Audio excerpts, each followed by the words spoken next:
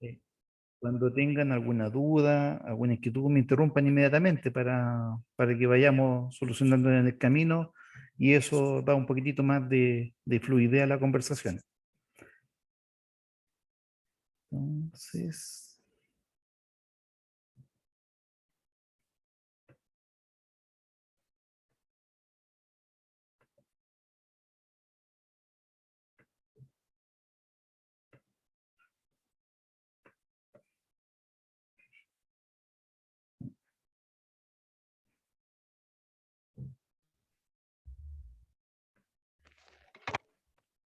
ay, ¿qué dice?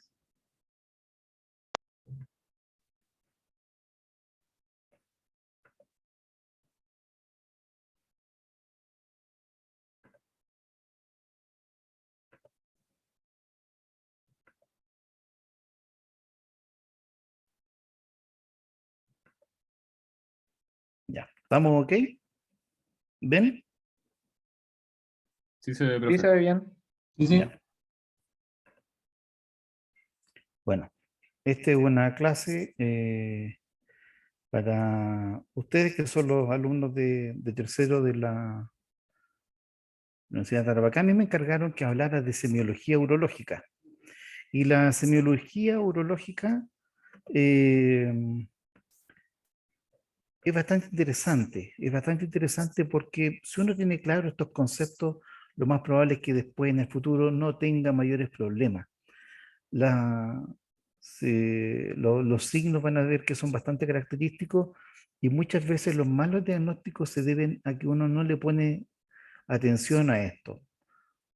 A modo personal, cuando uno está medio perdido, uno se dedica un poquitito más a la anamnesia, al examen físico, y normalmente encuentra una buena ayuda para salir del paso.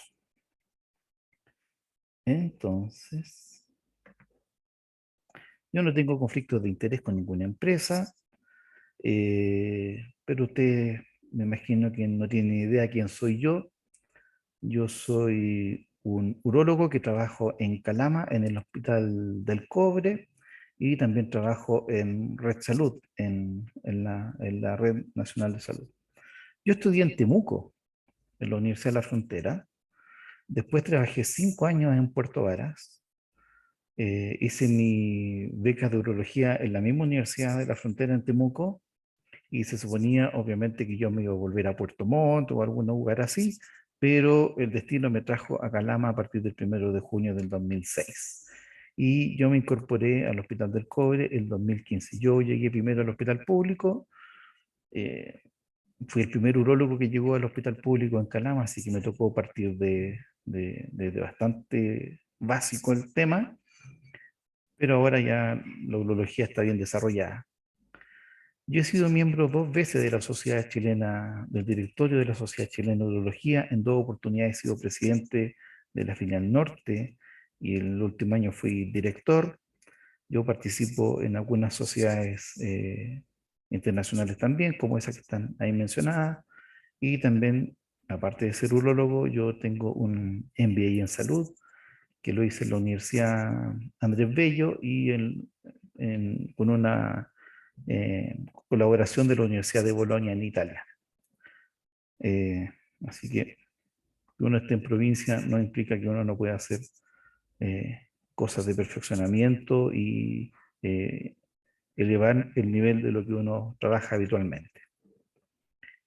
Bueno, a modo de introducción, tienen que saber que la urología es una especialidad médico-quirúrgica, a diferencia de la nefrología, que siempre se confunde los pacientes. La nefrología es una derivación de la medicina interna. Esta es una especialidad médico-quirúrgica y se encarga entonces de la prevención, el diagnóstico y tratamiento de las enfermedades morfológicas renales y del aparato urinario y del retroperitoneo en ambos sexos. Y también nos encargamos de las enfermedades del aparato genital masculino, independiente de la edad, si son jóvenes o ancianos.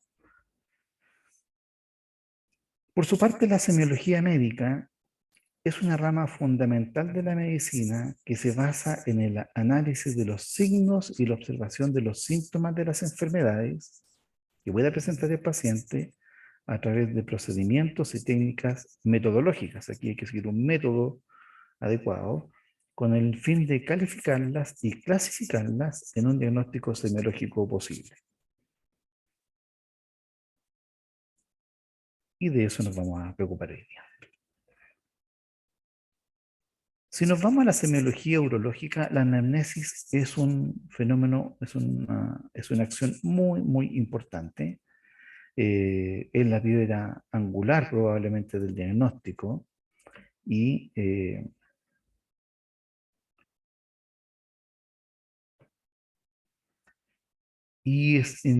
específicamente en el área urológica es muy importante tener una adecuada confianza con el paciente. Los temas que vamos a tratar aquí son bastante delicados, tienen que ver con el pudor, con la vergüenza, en la esfera sexual. Entonces, hay que transmitir confianza al paciente. Y hay que dedicarse un tiempo suficiente para que la anamnesis sea fructífera. Hay que conversar. A veces los pacientes, eh, por vergüenza, no mencionan el síntoma cardinal primero, entonces hay que preguntarle por qué viene, y si uno ve que se están dando vueltas, empezar a preguntarle directamente. Viene por problemas que le cuesta orinar, viene porque se le escapa la orina, viene porque tiene problemas en la relación sexual, y los pacientes van transmitiendo después a la medida que van agarrando confianza.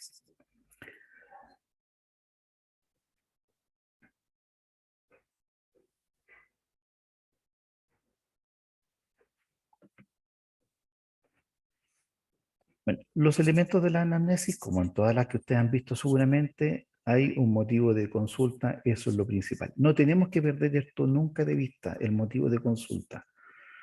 Es probable que durante el desarrollo de la entrevista, a lo mejor el motivo de consulta no sea algo tan grave comparado a otra cosa que nosotros encontremos. Pero el paciente pregunta por eso y eso lo tenemos que resolver de alguna manera. ¿Mm? Hay que darle la opción de que eh, plantee su inquietud y salga de nuestro box, de nuestra consulta, con su inquietud más o menos resuelta. Y si no está resuelta, que sepa que estamos preocupados de eso. Hay que ver los antecedentes médicos y también los antecedentes personales. Entonces, el síntoma principal y la enfermedad actual es lo que define el motivo de la consulta. Por eso va el paciente. Y hay que considerar, como en toda la anamnesis, considerar para este síntoma la duración, la gravedad, qué tan crónico es, si esto es periódico o no. Hay algunas patologías urológicas que se dan en situaciones de estrés, otras que se dan asociadas a la actividad sexual, etcétera. ¿Y qué tanto de incapacidad le genera este problema?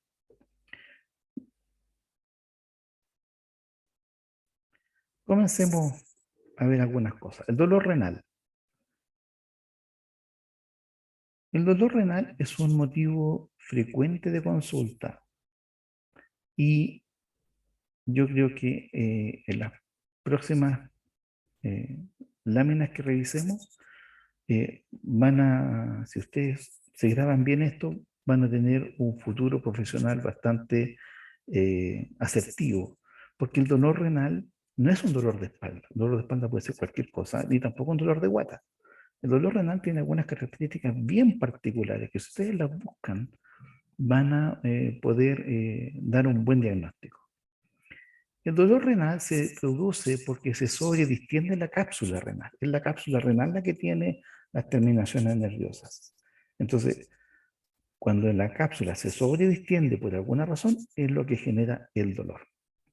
El dolor renal habitualmente se ubica en el ángulo costovertebral del riñón que está afectado.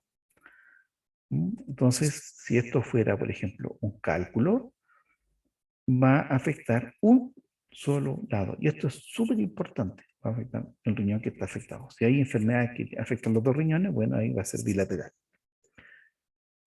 Este dolor se ubica en el ángulo costovertebral y por fuera de los músculos sacroespinales. O sea, donde uno ve estos músculos que van paralelos a la línea de las apófisis espinosas, por fuera de eso se ubica el dolor renal. Bajo la 12ª costilla y puede irradiarse al flanco y al área genital del mismo lado. El dolor renal en general nunca, nunca, nunca, nunca traspasa la línea media, excepto si yo tengo un riñón en herradura, que es una malformación renal, y por supuesto voy a tener alguna comunicación. Pero el dolor renal en general nunca traspasa la línea media. Entonces, cuando ustedes vean que entra un paciente y dice, ¿sabe qué, doctor? Me duelen los riñones y le hace así, ustedes tienen que pensar que lo más probable es que eso no sean los riñones, debe ser un lumbago mecánico u otra cosa, pero el dolor renal en general nunca es bilateral. El dolor renal puede ser constante, por ejemplo, en un tumor, que va a estar presente todo el tiempo, o puede ser tipo cólico, por ejemplo, en un cálculo, donde van a haber peristaltismos que van a intentar expulsar este cálculo y van a haber periodos de más dolor y de menos dolor en el mismo procedimiento. A veces el dolor renal se acompaña de síntomas gastrointestinales, principalmente náuseas y vómitos. Eso es como lo habitual. Y el dolor renal rara vez cambia con el movimiento. O sea, el dolor renal que el paciente le duele cuando se mueve, pero que si se queda tranquilito se le pasa, es poco probable que sea un dolor renal. Eso hay que buscar otra esfera. ¿Mm?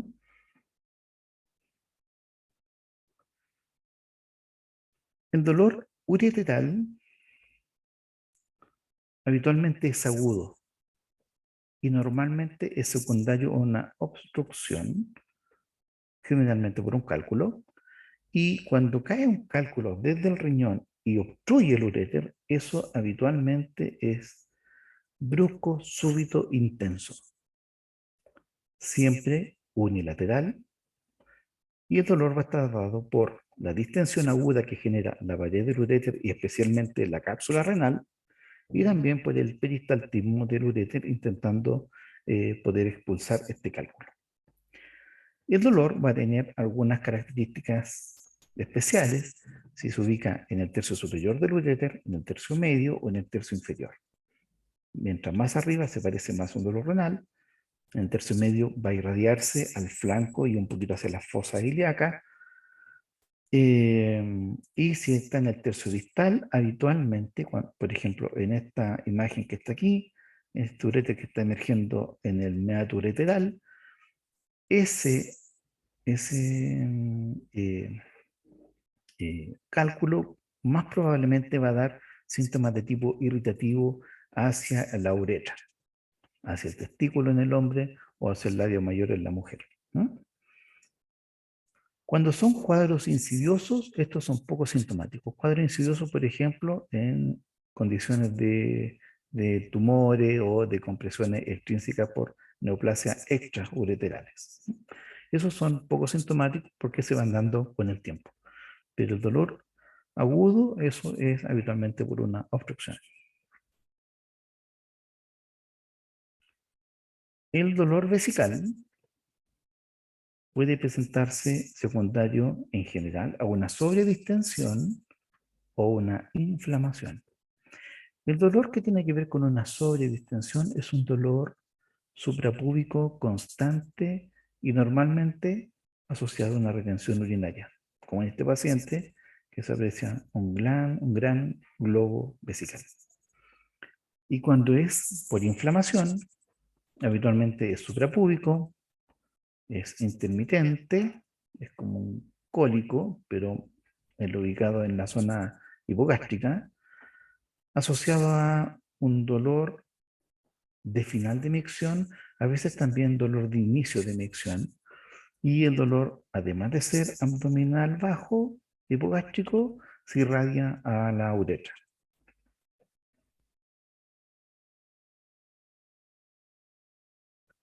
El dolor prostático es producto de una inflamación con sobredistensión de la cápsula habitualmente.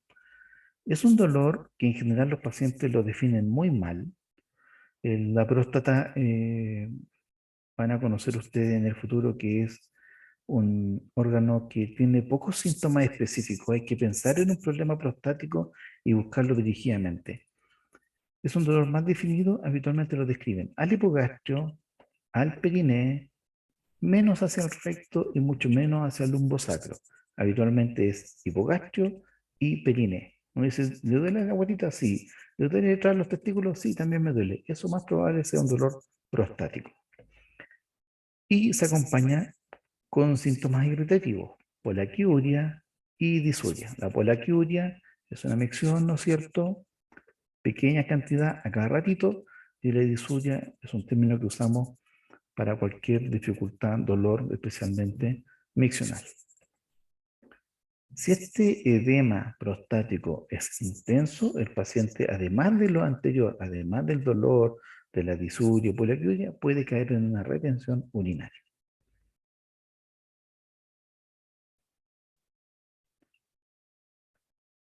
El dolor del pene, dolor peniano, habitualmente es un dolor referido. Es poco probable que el pene duela por sí mismo, excepto que tenga alguna enfermedad propia del pene.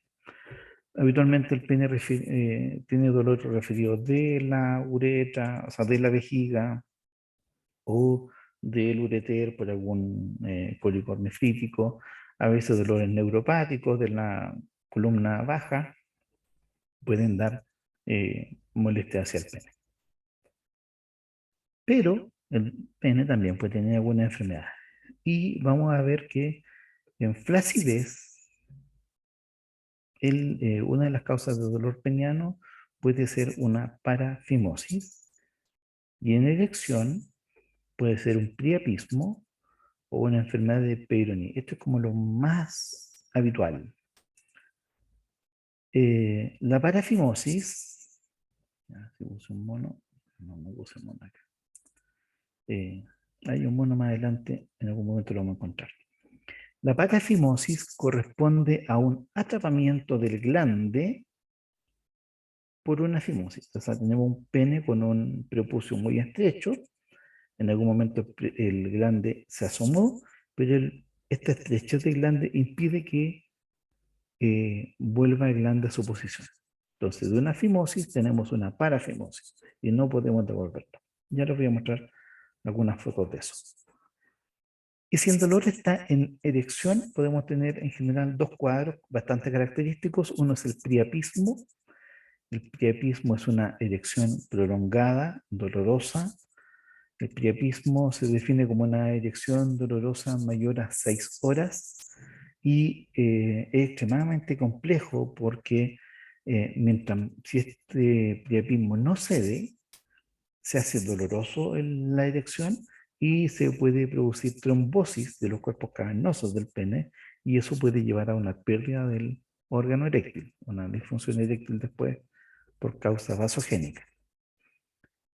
Y la enfermedad de Peyronie, que también lo voy a mostrar más adelante, es una inflamación de la albuginia del pene, es una vasculitis de la albuginia del pene, y estas vasculitis, estas inflamaciones son crónicas, duran meses, pero en algún momento puede ocurrir, no siempre ocurre, en el 50% de los casos puede ocurrir, que esta inflamación mejore con una cicatriz, con una fibrosis. Y esta fibrosis puede determinar que el pene en la erección se me enchueque. Entonces, la enfermedad de Peyronie es una inflamación de la albuginia y eso puede llevar a un acotamiento del pene en distintos sentidos dependiendo dónde se produjo la inflamación. ¿Vamos bien? ¿Me siguen? ¿O están durmiendo? Sí, Bien, se ¿todo entiende. bien hasta ahora? Ya, perfecto. Bien, dolor testicular. El dolor testicular puede ser un dolor agudo o puede ser crónico. Es un motivo frecuente de consulta en urgencia y en pacientes de cualquier edad. Y hay que tener algunas características especiales, algunos detalles para poder definir si esto puede ser una patología grave que requiera cirugía de urgencia o no. El dolor testicular, vamos a hablar del dolor agudo, que puede ser primario, es decir, es un dolor que se originó dentro del escroto, Pues, y puede ser secundario a una torsión didátide o una torsión de testículo, que es el cuadro probablemente más grave que requiere manejo de más urgencia, porque si uno no resuelve una torsión testicular en 6 horas, ese testículo se puede eh, necrosar, ¿sí? Sufre un proceso de infartación. Entonces, el testículo, el dolor testicular agudo, pum, de 0 a 100, que sube, que el paciente estaba perfecto y de repente, de un rato para otro, dolió intenso, intenso, eso es peligroso, hay que investigarlo bien. Por su parte, las inflamaciones del testículo, las epididimitis, o las orquiepididimitis, son en general más insidiosas. Son dolores que el paciente lleva arrastrando una semana, 2 semanas, que no se le quita. Puede aumentar de tamaño el testículo, obviamente por el edema, pero son dolores que empiezan despacito y van aumentando con el tiempo. En cambio, las torsiones son súbitas y esas son peligrosísimas. También, por supuesto, están los dolores asociados a patologías de la piel del escroto. La foliculitis, gente que se depila, ¿no es cierto? Puede tener este tipo de problemas. Y un cuadro muy grave que es la gangrena de Fournier, que es una infección gangrenosa de la piel con necrosis de la piel, con abscesos supurados subcutáneos, y eso requiere resolución de urgencia con resección de toda la piel que está eh, afectada, y muchas veces hay que dejar los testículos envueltos en su capa vaginal expuesto al aire para poder salvarle la vida al paciente. Estos son graves. El dolor puede ser agudo también en forma secundaria, ya vimos a una patología retroperitoneal como un cólico renal, o puede ser también una patología inguinal, una hernia inguinal atascada, por ejemplo, también me duele el testículo. Por su parte, los dolores testiculares crónicos, estamos hablando de dolores de meses o años, habitualmente con una sensación de plenitud o de peso, muy mal definido, como una molestia, como que el testículo me incomoda un poquitito. Eso habitualmente son secundarios a patologías crónicas como los varicoceles o los hidroceles. Y también hay dolor crónico secundario a otras cosas del retroperitoneo.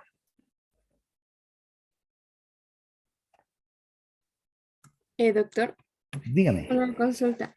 ¿A qué se refiere con sensación de plenitud? em, como que estuviera ocupado el escroto, como que algo está llenándolo, como un peso, em, como una hinchazón,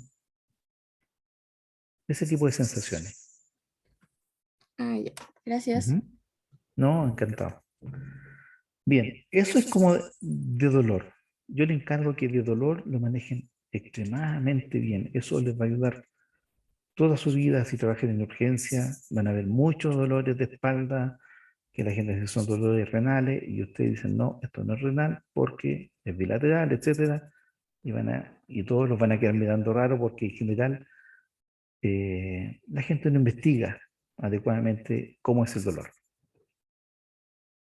¿Alguna otra consulta?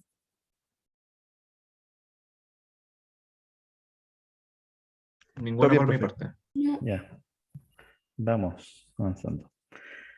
Bueno, hematuria. La hematuria se define, ¿cierto? Etimológicamente como sangre en la orina, pero tiene una definición técnica que es tener más de 3 glóbulos rojos por campo de aumento mayor. 3 glóbulos rojos. Eh, Existen algunas pruebas de laboratorio que dicen hay sangre sí o no. No siempre se ajustan a este criterio de más de 3 glóbulos rojos. Yo he visto exámenes de orina que dicen hay sangre positivo, pero hay 1 o 2 glóbulos rojos. Eso hay que revisarlo bien porque puede ser una interpretación de la máquina del laboratorio, no necesariamente una hematuria. Ahora, la hematuria puede ser de inicio, cuando yo empiezo a orinar, boto sangre, puedo botar incluso sangre con coágulos, pero después mi orina sale clarita. Entonces estamos hablando de que el origen de esta hematuria debe estar en el tracto urinario distal, próstata, uretra. Puede ser que yo toda mi orina salga con sangre. Y ahí estoy pensando en que esto sea en la vejiga, porque obviamente ahí se va a contaminar la sangre con la orina. Va a tener tiempo de depositarse. O puede ser del tracto superior, que sangre, por ejemplo, un riñón, ¿cierto? Y eso va a teñir la orina mientras esté en la vejiga. Y también puede ser una hematuria final, porque dentro del proceso de la micción se produce una contracción de la vejiga y finalmente cuando ya la vejiga está casi vacía, viene una contracción del cuello de la vejiga que afecta a la próstata también. Entonces a veces las prostatitis también pueden dar un poquitito de hematuria, principalmente de final o a veces de comienzo y de final de micción. Hay que ver si la hematuria se acompaña de dolor, si tiene coágulos. ¿Y qué forma tienen estos coágulos? ¿Son coágulos amorfos o tienen forma de gusanito? Yo puedo tener coágulos con forma de gusanitos y voy a pensar, ah, tiene un sangramiento alto del riñón o del uréter. Y también, por supuesto, hay que ver si es que hay instrumentalización de la vía urinaria, cateterismo y también algunas prácticas sexuales donde se introducen algunos elementos dilatadores en la uretra.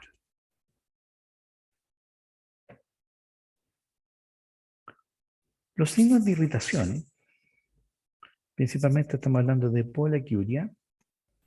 La poliaquiuria, como les decía, son pequeños chorritos de orina a cada rato. A diferencia de la poliuria, cuando uno aumenta la orina excretada. La poliaquiuria puede ser por disminución de la capacidad vesical, dada porque está obstruida el tracto de salida. Por ejemplo, yo puedo ser un paciente prostático, entonces yo orino, pero por la obstrucción yo no boto toda la orina. Se me queda un residuo por miccionar orina adentro que me ocupa un cierto volumen dentro de la vejiga. Y posteriormente la vejiga va a recibir más orina y esa orina no va a ser un volumen tan alto porque ya está ocupada y eso me va a hacer orinar a cada ratito pequeños volúmenes. También puede ser una vejiga neurogénica hipersensitiva, o sea, una vejiga que siente mucho, muy sensible. Entonces, siento un poquito de orina, pum, orina. Otro poquito y va a orinar. También puede haber un problema de distensión, de disminución de la distensibilidad. Los pacientes cuando van a caer en retención urinaria, caen como el de la foto del globo vesical y botan algo por rebalse. No porque orinen, sino que porque la vejiga ya no puede distenderse más. Entonces botan algo por rebalse. Y van a ir a cada ratito a botar pequeños chorritos o gotitas de orina para descansar un poco. También puede haber una compresión extrínseca. Esto lo conocen muy bien las mujeres que han vivido embarazos, porque el útero comprime la vejiga y eso le quita volumen, capacidad de volumétrica a la vejiga. Y también, por supuesto, los fenómenos ansiosos. Normalmente, los adultos orinamos entre 5 a 6 veces al día. Es raro que orinemos en la noche. A veces podemos orinar hasta 2 veces en la noche. Y estos son los volúmenes. 300, 400 cc. Y no debería quedar nada de residuo postmiccional. Sin embargo, hay mujeres que son muy aguantadoras, y esto es principalmente mujeres, que les da recelo ir a los baños públicos, ¿no? Y aguantan, son todas aguantar 2 horas, 3 horas, 4 horas. A veces están todo el día trabajando o estudiando y van al baño cuando llegan a la casa en la noche. Y deben tener mega vejigas, de más de 1 litro incluso. Doctor, tengo una pregunta. ¿Sí? Con respecto a la vejiga neurogénica, la diapositiva anterior. Sí. Tenía una consulta de cuál es la alteración ahí, porque puede... Bueno, la pregunta es, lo que está alterado en esa vejiga neurogénica es la recepción del estímulo o es la respuesta autónoma de nuestro sistema? Todas las anteriores, la que usted quiera. ¿Pueden ser Va a las dos o depender- son las dos? porque existen varios tipos de vejiga neurogénica. Le estoy poniendo Ah, aquí ya. algunos ejemplos nomás, pero, por ejemplo, yo tengo una vejiga neurogénica por sección medular. Y cuando yo tengo una vejiga neurogénica por sección medular, lo que voy a tener es una vejiga hiperactiva. Es una vejiga que está desconectada del cerebro y no tiene ese control. Y por lo tanto, la vejiga es una vejiga hiperactiva que cada cierto rato se contrae. A veces estas contracciones son eficientes y permiten vaciar, pero otras veces, la gran mayoría, no lo son. Y es como contracciones, como cuando uno le late el párpado. Entonces, se contrae la vejiga, pero no hay un trabajo final coordinado de eliminación. Entonces, puede ser una vejiga neurogénica hiperactiva. Existen las vejigas neurogénicas hipoactivas. Por ejemplo, caso muy común, diabéticos. Diabéticos con neuropatía quedan con la vejiga desconectada o con muy poca sensibilidad y muy poca respuesta motriz de la vejiga porque tienen una neuropatía. Entonces los diabéticos en general tienen una vejiga eh, de poca, de poca potencia muscular porque están medio denervados y orinan con una vejiga floja, ¿cierto? Un poquito chorrito. Y también está la vejiga hipersensitiva que menciona acá, que son personas que van, orinan y después sienten un poquitito y van de nuevo. eh, También presentan poliacuria. Entonces hay varios tipos de vejiga neurogénica, todas tienen su propio trastorno. Pero eso lo vamos a ver cuando les toque quinto año y probablemente en las clases de neurología también. Ya entiendo, muchas gracias. Bueno, la nocturia o nicturia. Antes se llamaba nicturia, hace más o menos un año se aceptó el término nocturia. Eh, es una poliacuria nocturna, puede ser una poliacuria diurna sin nocturia, que habitualmente eso es psicogénico. O sea, los niños van en el día, pero no en la noche. Puede ser una nocturia sin poliacuria, por ejemplo, en un paciente insuficiente cardíaco. Los pacientes insuficientes cardíacos con edema periférico, al estar acostados en la noche, disminuyen su edema porque en posición horizontal el corazón está a la misma altura de, por ejemplo, las piernas y es más fácil que drene el edema. Entonces la noche empiezan a ir más seguido porque precisamente tienen un mejor retorno venoso y eso mejora la perfusión renal y aumenta la diuresis en la noche.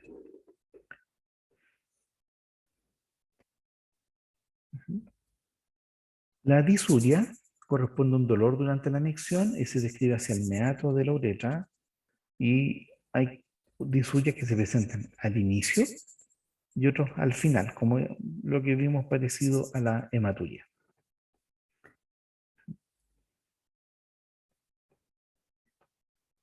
Los síntomas obstructivos urinarios. Estos síntomas obstructivos pueden ser por obstrucción, por ejemplo, un paciente prostático, pero como les mencioné en el caso del diabético, también yo puedo tener una disminución del chorro miccional porque mi vejiga no es potente, no tiene fuerza para expulsar. ¿Mm?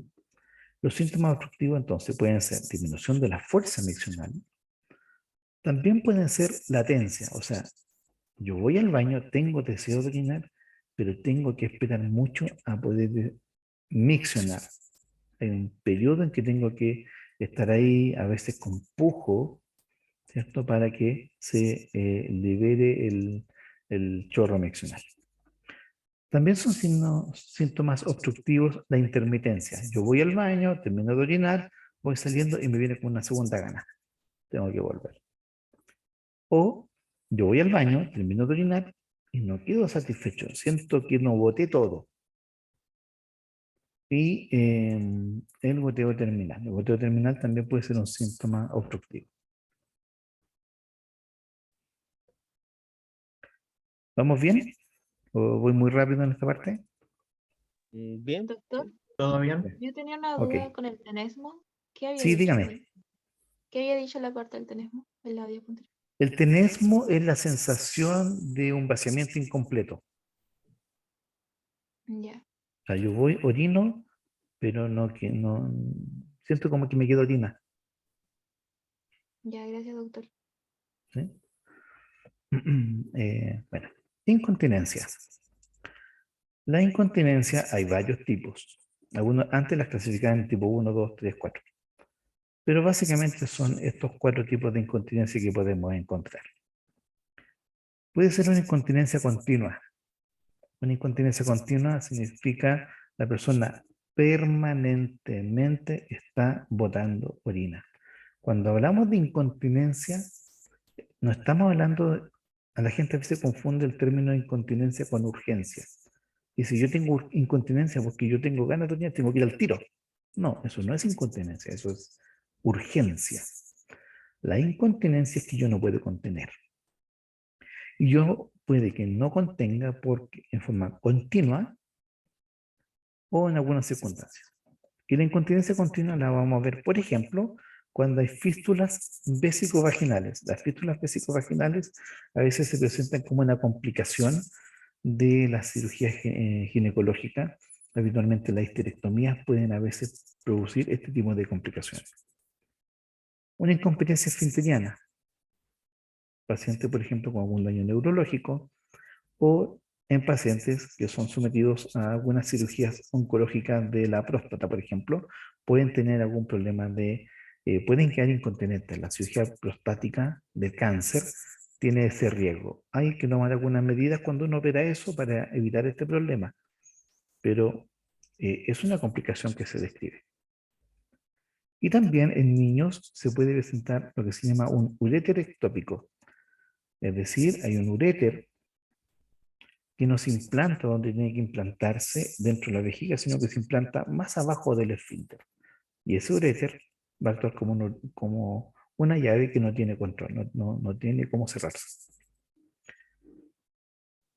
Existe también la incontinencia urinaria de esfuerzo, que es un escape súbito de la orina con alguna actividad que aumente la presión intraabdominal. Una tos, eh, eh, salto, risa, etcétera. La incontinencia de urgencia, con urgencia es un escape brusco también, pero esta es precedida por un fuerte deseo miccional. Por ejemplo, el paciente que dice, yo tengo ganas de orinar, tengo que ir corriendo al baño y un par de veces no he alcanzado a llegar y me mojo. O mujeres que tienen cistitis y por la irritación de la vejiga no alcanzan a llegar al baño y se mojan. Algunas vejigas neurogénicas, como las que les comenté, y también un signo de vejiga de lucha. La vejiga de lucha es una vejiga que tiene una pared muscular muy musculosa y por lo tanto sus contracciones son muy potentes. Y esto lo vamos a ver en pacientes prostáticos. Pacientes prostáticos que no se han atendido a tiempo, no han tratado sus síntomas en forma adecuada, entonces dejan que avance la enfermedad en su historia natural y cuando yo tengo una obstrucción a la salida de la vejiga, el músculo de la vejiga, con el tiempo, micción tras micción, año tras año, se va haciendo más potente, se va haciendo más musculoso y por lo tanto en algún momento va a generar una gran contracción con mucha presión y puede haber un escape. La incontinencia por rebalse es la que les comenté delante cuando los pacientes hacen retención urinaria y escapan un poquitito porque ya obviamente la vejiga no puede aguantar más. ¿Dudas?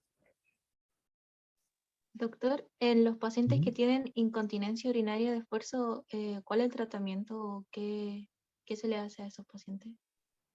Um, habitualmente el tratamiento clásico era quirúrgico, se les colocaba alguna mallita, ¿no es cierto?, para mejorar darle un tope, ¿no es cierto?, a la salida de la orina, cosa que cuando hagan el sobreesfuerzo, aumenten la presión intraabdominal, esto empuja la vejiga y una malla, por ejemplo, puede frenar el movimiento de la uretra o puede comprimirla para que no escape.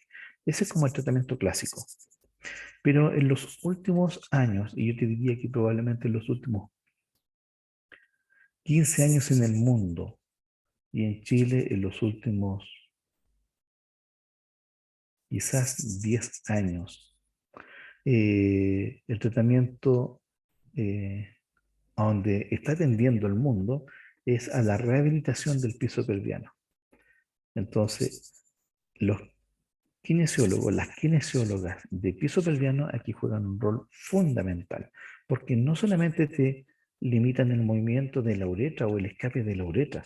La incontinencia urinaria de esfuerzo es un problema que abarca todos los músculos del pequeño. Entonces, claro, lo vamos a solucionar ahora con la incontinencia de orina, pero es una mujer que ahora tiene 38, 40 años, más adelante puede tener un cistocele o un prolapso uterino. Entonces, estas personas andan con kines de piso pelviano, es como su tratamiento ideal hoy en el mundo. Cada vez se van colocando menos mallas. Además que las mallas no están exentas de riesgo. Las mallas pueden eh, eh, perforar o pueden erosionar, ¿no es cierto? Se pueden asomar, lo que nosotros llamamos una extrusión de la malla. Eh, entonces, si uno busca hoy en el mundo un tratamiento integral, es la kinesioterapia de piso pelviano. Ya, gracias. ¿Alguna otra pregunta?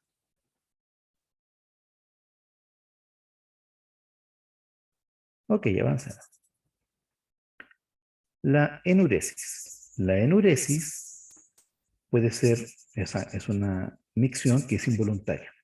Nadie se orina porque sí, eso no da el diagnóstico de enuresis. La enuresis es involuntaria y puede ser diurna o puede ser nocturna. Para definir una enuresis en un niño como patológica, tiene que ser un niño mayor de 6 y en otros libros o en otros autores mayor de 8 años. Antes de eso, podemos decir todavía un niño que falta tiene un cierto grado de inmadurez de su sistema especioquinteriano neurourológico.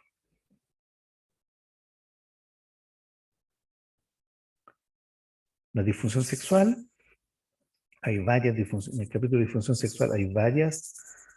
Tenemos, por ejemplo, la pérdida de la libido. Esta puede ser una deficiencia androgénica porque los testículos no son capaces de producir adecuadamente testosterona. Puede ser secundaria, por ejemplo, a un tumor hipoficiario que afecta el, el eje gonadal y no se estimula adecuadamente los testículos para producir eh, testosterona. Pero también puede haber factores psicológicos. La depresión aquí juega un factor importante y algunas patologías crónicas. Los pacientes, por ejemplo, diabéticos con el tiempo o cardiópatas con el tiempo van perdiendo esta sensación de deseo sexual, ¿m? Como parte de su patología crónica que va en etapa ya más avanzada. Otra disfunción sexual es la impotencia. Y se define la impotencia como la incapacidad de lograr y de mantener una erección suficiente para el coito. Y esta puede ser, nuevamente, psicógena u orgánica. Hay pacientes, por ejemplo, que tienen disfunción eréctil con una determinada pareja y con otra pareja no tienen disfunción eréctil.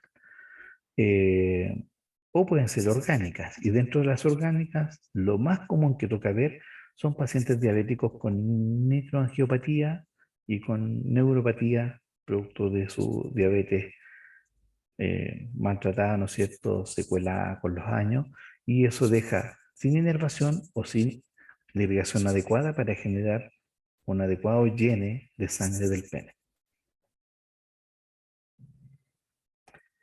Otras disfunciones sexuales son la aneyaculación, que también puede ser por hormonal, puede ser por denervación simpática, hay algunas cirugías que se hacen en el retroperitoneum, por ejemplo, a nivel de la cava y de la aorta, donde a veces hay que sacrificar los nervios del plexo simpático que está a ese nivel, y esos pacientes quedan sin eyaculación.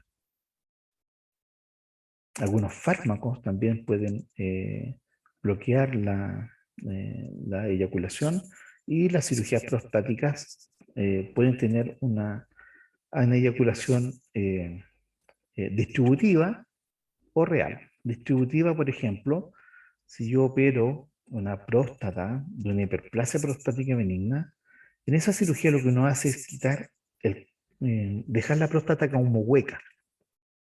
Entonces los conductos deferentes cuando eyaculan, o sea, los conductos eyaculares cuando lo hace, no sigue el recorrido del lumen de la uretra, sino que cae a una laguna y el semen queda ahí. Un poco se mete para la vejiga, eso se llama eyaculación retrógrada.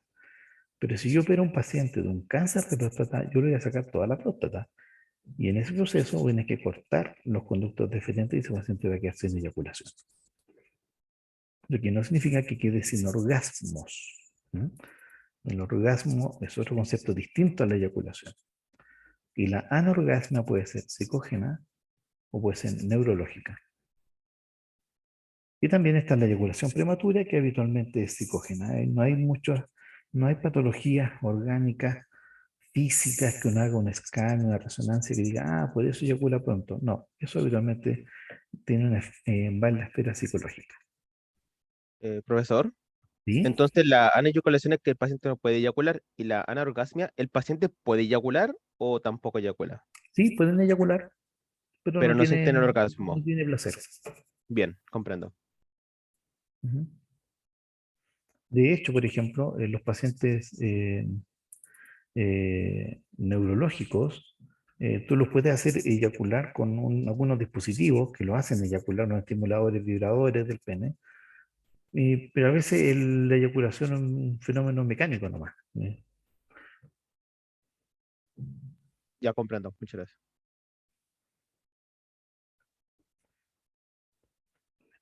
Otra patología a este nivel puede ser la hematospermia, que es la presencia de sangre en el semen. Y eso habitualmente es de curso benigno, en general no son peligrosas.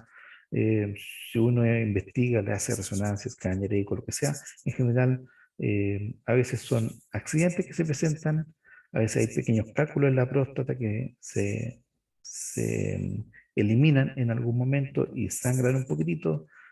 Otras veces puede ser efectivamente una inflamación de la próstata o alguna inflamación o alguna otra enfermedad de la vesícula seminal, por ejemplo, cálculos que se forman en ese nivel también. Ahora, esto habitualmente es autolimitado, es anecdótico, es benigno. Pero si esto es permanente, entonces eso sí hay que investigarlo.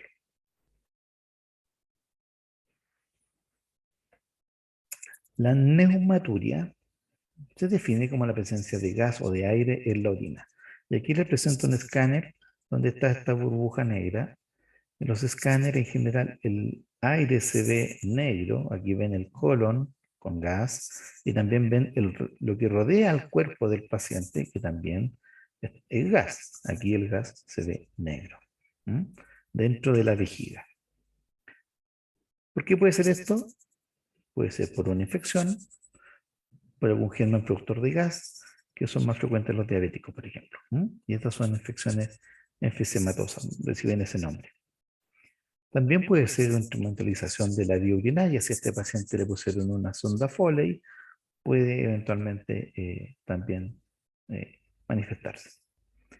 Y también una causa poco frecuente, pero bastante compleja, de neumaturia son las fístulas enterovesicales y también las fístulas vesicovaginales. También pueden permitir paso desde la vagina hacia la vejiga.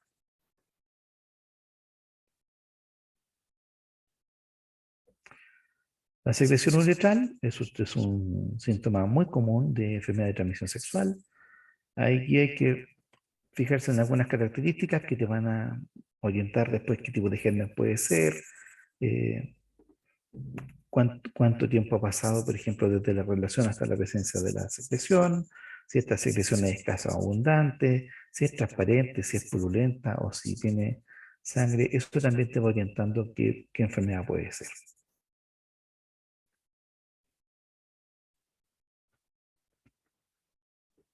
Bien, eso con respecto al paciente.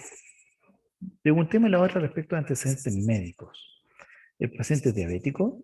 ¿El paciente tiene una enfermedad neurológica? ¿Ha tenido cirugías? ¿Usa algún fármaco? Los antiespasmódicos, por ejemplo, pueden disminuir la capacidad contráctil de la vejiga y algunos pacientes caen en retención urinaria por haberse puesto un antiespasmódico en la urgencia por un dolor de guata. ¿Mm? Tamsulosina es un fármaco que nosotros usamos para eh, los pacientes prostáticos. Lo que hace la tamsulosina relaja la musculatura lisa de, de la próstata y de esa manera, al relajar este músculo, contrae menos la uretra. Pero puede ocurrir lo mismo que con la cirugía prostática que les comenté cuando uno deja la próstata hueca. El paciente puede eyacular y a lo mejor tiene una eyaculación retrógrada. Eyacula, tiene un orgasmo, siente que eyaculó, pero no botó nada para afuera, muy poquitito. ¿Qué pasó? Es un paciente prostático, a lo mejor que está tomando tamsulosina y lo que tiene es una eyaculación retrógrada. Otros fármacos, como la empaglifosina, es un medicamento hipoglicemiante cuyo mecanismo de acción es eliminar glucosa por la orina. Obviamente, al eliminar glucosa por la orina, va a tener que ir esta glucosa diluida en un mayor volumen urinario. Los pacientes orinan más, tienen poliuria, pero además la empaglifosina, al ser eliminada por la orina, tiene más riesgo de generar infecciones urinarias. Tiene más riesgo de hacer cistitis, más riesgo de prostatitis y más riesgo de balanitis o de inflamaciones del prepucio y de glande del pene. Si son pacientes tabáquicos, hay que pensar, y tienen hematuria, hay que pensar en que puede tener un cáncer de vejiga o del urotelio. El cáncer de vejiga y de urotelio se manifiesta al hábito tabáquico.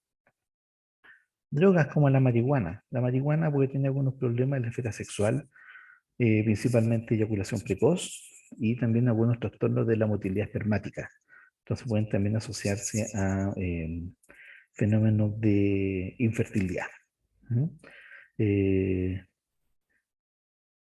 Por su mecanismo psicogénico, la marihuana también puede en algunos casos asociarse a disfunción eréctil. Los pacientes que consumen marihuana son bastante característicos, son muy ansiosos y tienen un umbral del dolor muy bajo. Todo les duele y son muy nerviosos, muy ansiosos.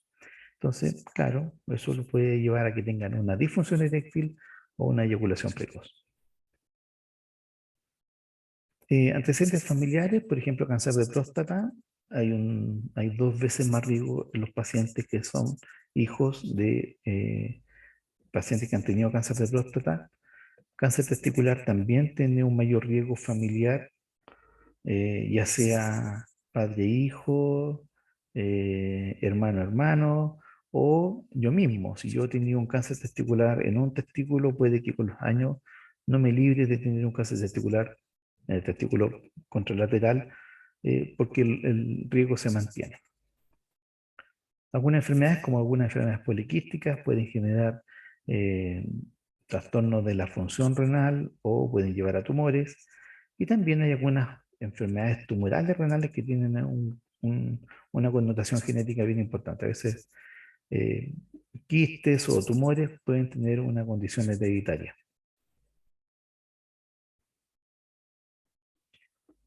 El examen físico. El examen físico, desde que el paciente entra, uno está atento y puede ver qué cosa puede ser. Cómo marcha, si es caquético o obeso, si tiene ginecomastia, si hay edema de extremidades, si hay adenopatía. Este paciente, por ejemplo, es un paciente que llegó una vez caminaba un poquito chueco, como una posición antiálgica, era un dolor unilateral y vemos que tenía una simetría lumbar. Este paciente tenía un absceso renal, era un paciente rural, lo conocí en mi formación de urólogo, era un paciente muy rural que se aguantó mucho sus molestias, llegó febril, bastante malas condiciones, y a este paciente le drenamos más o menos como unos 300 cc de pus del área perirrenal, en el lado izquierdo. ¿Cómo se examinan los riñones? Los riñones son difíciles de palpar, porque están ubicados generalmente bajo las últimas costillas. El polo inferior a veces se puede palpar en niños y en mujeres delgadas, o uno puede palparlos en inspiración profunda, ahí uno puede pelotearlos, ¿no? La palpación es bimanual, como se aprecia aquí, una mano abajo que levanta y la otra que siente por delante. En los neonatos se hace como una maniobra de pinza, entonces uno va examinándolo así. Puño en percusión con suavidad, ¿m? Solamente para definir si es que hay dolor o no, no hay que pegarle un combo importante a la espalda. En los niños pequeños, en los neonatos, se puede examinar el riñón con transiluminación. Uno le pone una fuente de luz potente, como estas fuentes de luz de endoscopía, y uno puede ver por transiluminación el riñón. Ocultar un riñón es una buena medida para detectar algunos problemas vasculares, principalmente aneurisma de la arteria renal, aneurismas aórticos vecinos o estenosis de la arteria que pueden significar una causa secundaria de hipertensión arterial. Para diagnósticos diferenciales hay que palpar las costillas y buscar zona hiperestésica en la piel. Palpar las costillas, palpar los músculos paravertebrales, y eso a veces nos va a decir que el dolor renal que tenía el paciente en realidad no era un dolor renal, puede ser una contractura lumbar. La vejiga en general no es palpable con menos de 150 centímetros cúbicos, pero a veces pueden presentarse como un globo vesical, como esa foto que les mostré anteriormente. También uno puede evaluar la vejiga mediante la matidez a la percusión y la sensibilidad a la palpación. En el pene es muy importante no olvidar retraer el prepucio, porque hay patologías que se ubican en el glande o en el surco balano prepucial que pueden estar tapadas por el prepucio. Entonces, para examinar un pene hay que retraer el prepucio y ver si es que hay fimosis o parafimosis, identificar tumores. Los tumores son más frecuentes en esta zona del pene, en el prepucio, en el glande. Pueden haber a veces adherencias entre la piel y el glande, es decir, adherencias balano-prepuciales. Puede estar inflamada esta zona, una balanitis, puede haber secreción a este nivel, y también hay que evaluar el meato, su ubicación, si está en la punta del glande o está por abajo en el recorrido de la uretra o está por sobre, una epispadia si está por arriba o una hipospadia si está por abajo. En la piel, por supuesto, úlceras, no olvidemos las úlceras propias de la piel, de cualquier piel, por un traumatismo, pero hay que acordarse que está el herpes, que también genera unas pequeñas ulceritas, está la sífilis y otra enfermedad que también puede presentarse con alguna úlcera a este nivel. Podemos encontrar también algunas verrugas venéreas producidas por el virus papiloma que se llaman condilomas. Por dorsal podemos palpar estas inturaciones de la albuginia, que es la enfermedad de Peyronie que les describía, y también a veces podemos ver flebitis de la vena dorsal del pene. Uno toca la vena dorsal del pene indurada y sensible. Y por ventral vamos a evaluar la uretra. Por ejemplo, hay un pene con su prepucio, ¿no es cierto? Aparentemente normal, pero si uno lo retrae, tenía ese tumor, que resultó ser un tumor maligno del pene. Si uno no hace la maniobra de traerle el prepucio, esto va a ser desapercibido. Esta es una parafimosis. La parafimosis es producto de una fimosis que se retrajo y después no se devolvió a su lugar. Entonces tenemos el pene fimótico, uno lo retrae, por ejemplo, para un aseo, pero tiene que devolverlo inmediatamente. Si lo deja a tiempo, se produce este edema en este rodete y el anillo fimótico queda detrás de este rodete. Esta es mucosa que está entre el anillo y el glande y se dematiza. Entonces después hay que hacer una maniobra para devolverlo. Rara vez hay que ir a una cirugía, pero esa vez hay que hacerlo también.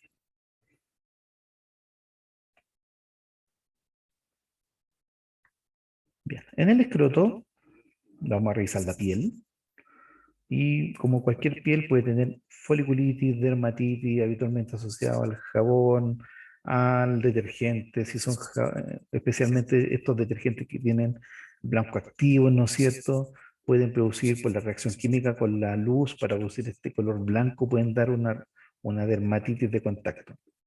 Úlceras en el escroto y aumentos de volumen. Y aquí hay un dato muy importante que uno lo hace regularmente.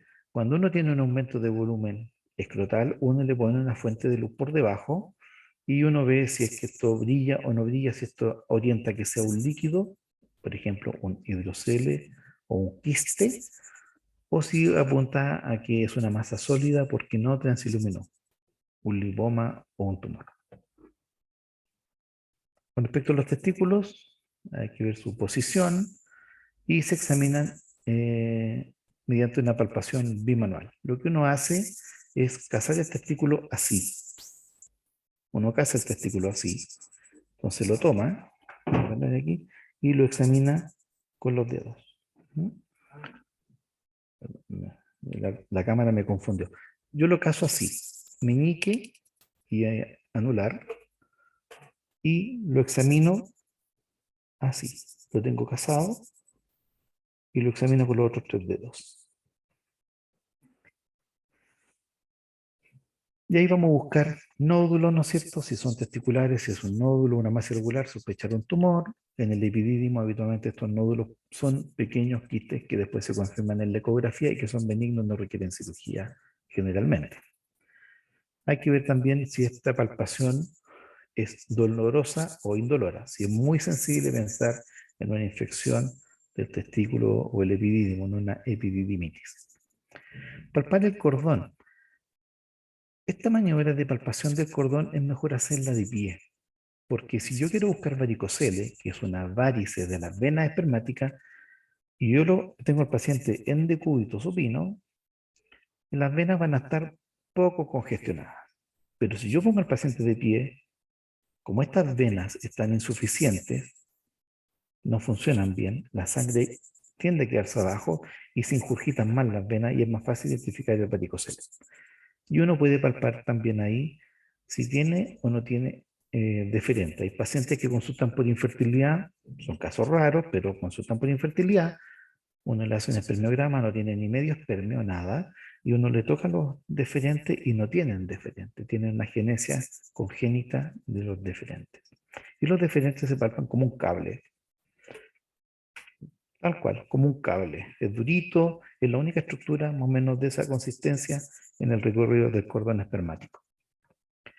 Y no olvidarse del anillo inguinal superficial para pesquisa de alguna hernia inguinal, por ejemplo, que puede ser la causa de un dolor testicular. Este es un paciente con un aumento de volumen unilateral del escroto. Le hacemos una ecografía y tenemos el testículo en un rincón y todo esto está lleno de líquido. Entonces este es un hidrocele. Y si le ponemos una fuente de luz, brilla porque esto es líquido. Si esto fuera sólido, no transilumina.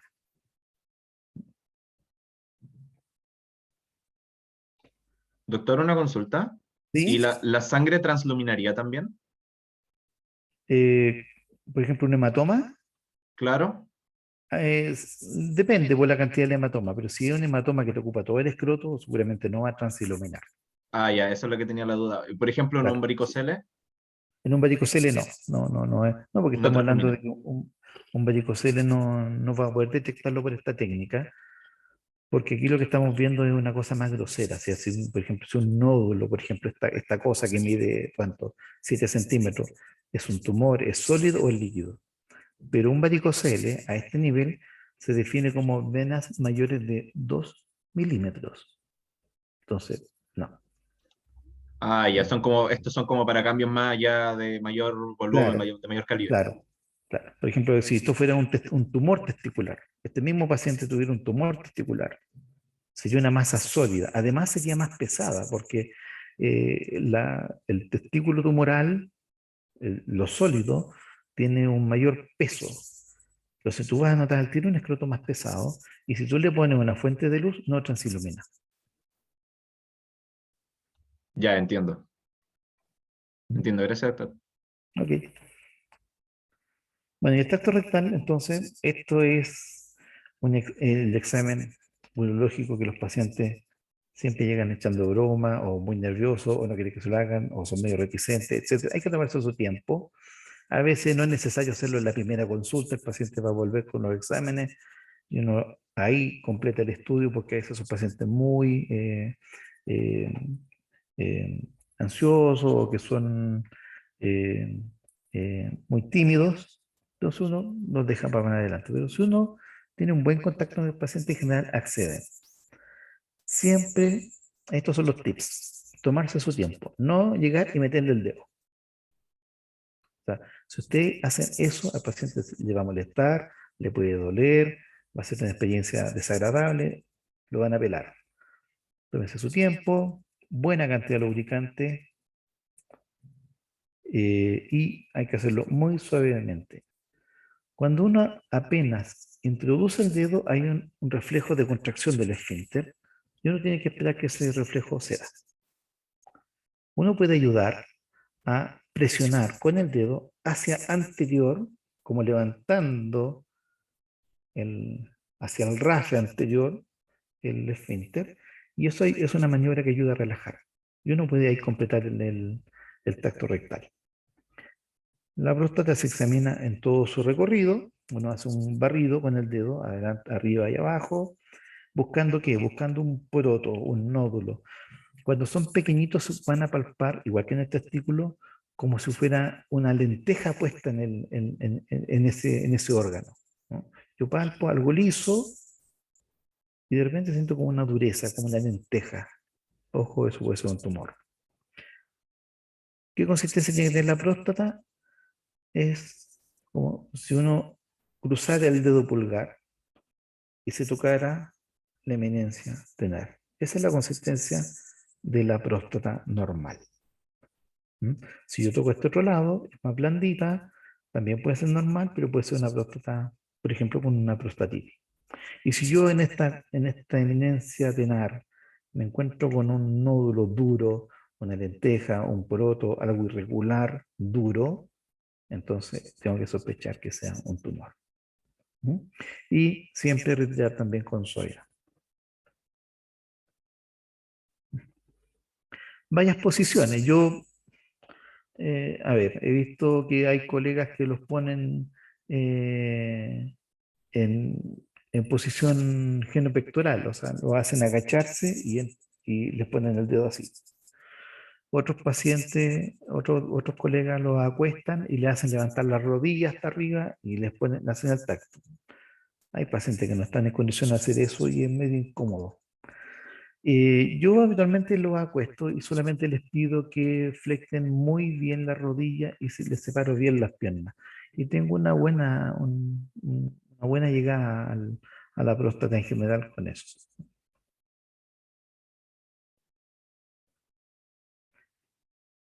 ¿Qué es lo que uno evalúa entonces? El tamaño prostático. El tacto rectal no es el mejor examen para medir el tamaño prostático, pero la nomenclatura uno describe si es una próstata grado 1, grado 2, grado 3, grado 4. Una próstata normal es como de la forma y del tamaño de una castaña, con esta consistencia. ¿Mm? Entonces, si es grado 1, equivale a una castaña. Si es grado 2, 2 castañas, grado 3, 3 castañas. Y si es una próstata muy grande, hay próstatas que son como verdaderos pomelos de grande, esos son grado 4. la superficie, ¿no es cierto? Buscar nódulos o irregularidades. eh, y lo otro, la consistencia se las mencioné, y la sensibilidad. Si yo hago un tacto rectal y yo toco la próstata, el paciente le duele una prostatitis. La próstata no debería doler. Le puede doler el ano, puede estar nervioso por el examen y eso referirlo como que le duele.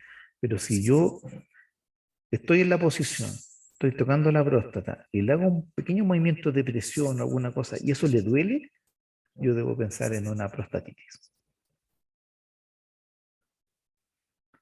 Finalmente, el examen genital femenino, lo mismo, buscamos siempre piel y mucosa, si hay verruguitas, si hay secreciones. En la uretra, buscar la posición, si hay descarga uretral.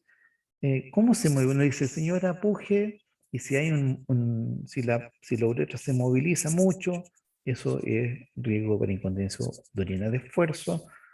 Si está con vejiga llena, la hago toser y veo si escapa. Esos son los exámenes que uno puede revisar. Y a nivel de la vagina, ver si que hay un flujo vaginal, que a veces las mujeres dicen, me duele para orinar, pero en realidad tienen una vaginitis. Si en el pujo se asoma un cistocele, que es como que se asoma la vejiga a través del tabique vésico-vaginal, normalmente la vejiga está sostenida, pero si yo la hago pujar, se asoma la vejiga por la vagina. Y eso puede ser un cistocele. Y palpamos la uretra y la vejiga también, podemos hacerlo a través de una palpación de un tacto vaginal. Entonces buscamos cálculos, sensibilidades, eh, si hay pacientes que tienen, por ejemplo, antecedentes de cáncer cervicuterino, uno puede buscar si es que el cáncer involucró o no el tabique vesico-vaginal, si eso está, en vez de ser una mucosa como la mejilla, ¿no es cierto?, que uno la toca y es blandita, si eso está endurado, acartonado, eso puede hacer sospechar que está infiltrado por el tumor. Bien, eso era lo de la clase de hoy. Quedo atento a las consultas.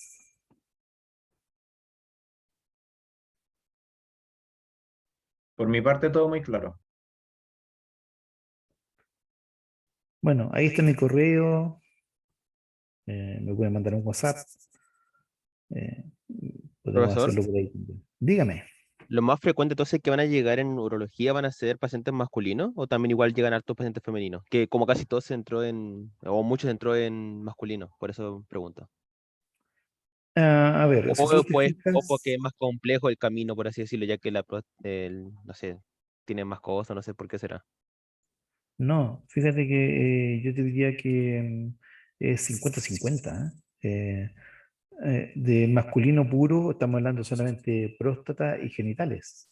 Todo lo otro, desde la vejiga para arriba, de la uretra para arriba, es igual en los dos sexos. O sea, las mujeres igual tienen cálculos renales, igual pueden hacer un tumor renal, igual pueden hacer un cólico, hacen más cistitis que los hombres, por lo tanto, eso es un motivo frecuente de consulta en ellas.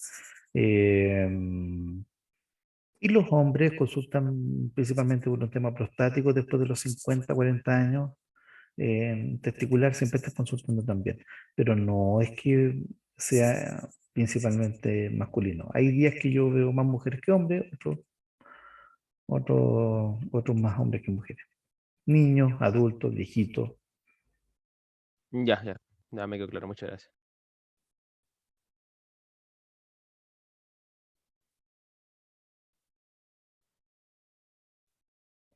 Bien, le Ah, agradezco la... tenía una última consulta, doctor. Sí, claro. Disculpe.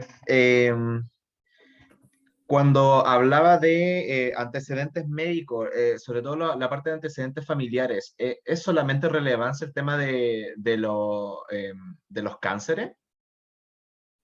Yo te puse O aquí tam- algunos ejemplos. No voy a poder abarcar todo lo que es los antecedentes médicos importantes en una clase de semiología en tercero. En la medida que ustedes vayan avanzando en la carrera, van a ir conociendo cada vez más antecedentes. O sea, eh, Por ejemplo, viene un paciente porque le pica el pene, le encontráis que tiene lo examinas, tiene una fimosis, por ejemplo. Una fimosis en un paciente de 50 años que antes no tenía fimosis. Ese paciente le pregunta, ¿usted es diabético? No, que yo sepa, no. ¿Y su mamá es diabética? Sí, mi mamá es diabética. ¿Y su papá? Sí, también. Tengo hermanos diabéticos. Lo más probable es que sea diabético. Y esta fimosis fue producto de su balanitis a repetición en un diabético que no sabía su condición. Hay muchas causas, muchas.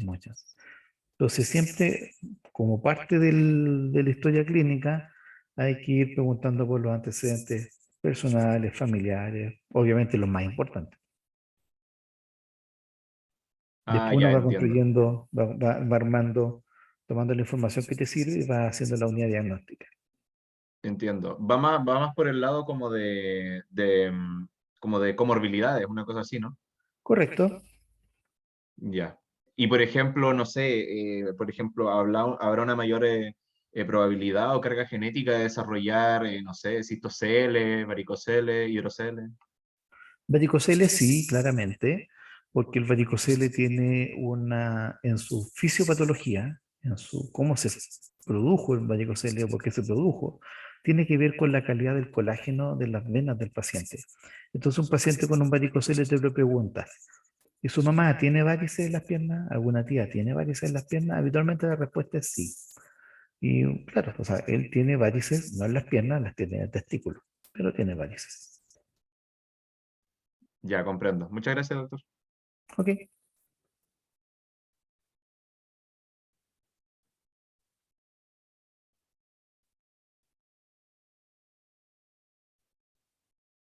¿Alguna otra pregunta?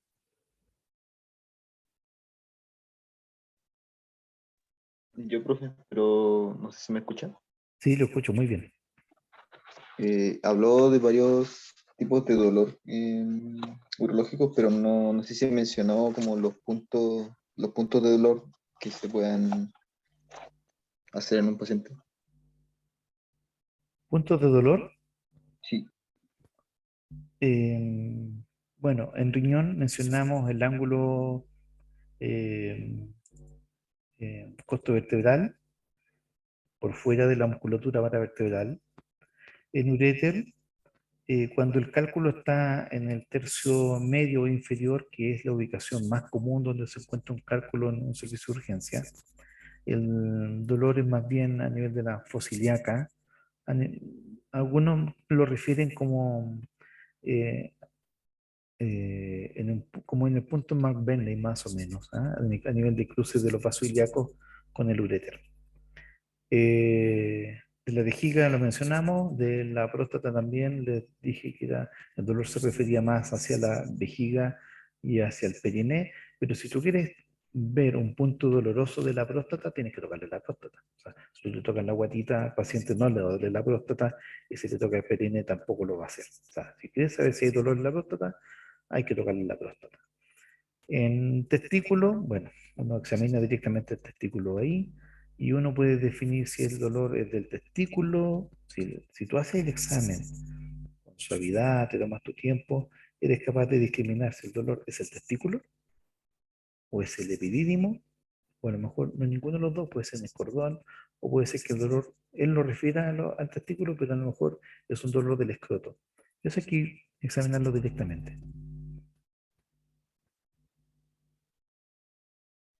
ya, No sé profe, si muchas con eso gracias. respondí, pero así de puntos dolorosos que uno describa, básicamente, ángulo costo vertebral para el riñón y punto ureteral, que es este punto tipo McBurney bilateral, eh, que lo llamamos punto ureteral para los cálculos.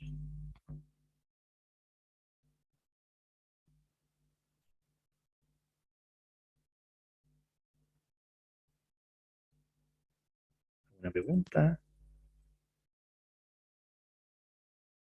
Por mi parte, ninguna más. Bien, entonces les dejo el encargo. Como les digo, tenemos un problema con el horario para la próxima clase.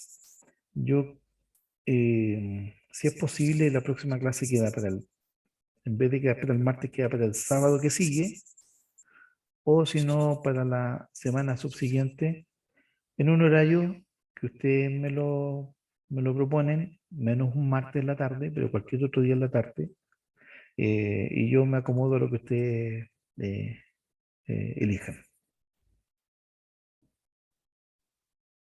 Ya, profe, vamos a conversar eso y le avisamos.